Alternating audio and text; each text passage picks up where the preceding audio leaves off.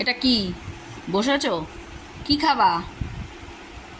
কিসের জন্য বসেছো তুমি? হ্যাঁ বাবা কতদিন মিষ্টি আনে না, আজকে এনেছে। ওকে বসতে বলো কুটুমে। কুটুমে বসো, কুটুমে বসো মা, কুটুমে বসো দেবে। বসো। কুটুমে বসো। গুড গার্ল, কুটুমে বসো। Good girl. কুটুমে বসেছে। এটাকে কুটুম বসা বলে? এটা কুটুমকে তাই? মিষ্টি দেয়। ও কুটুমকে মিষ্টি দেয়। ও কুটুমকে মিষ্টি খায়। আচ্ছা আচ্ছা, মিষ্টি খাবা? হ্যাঁ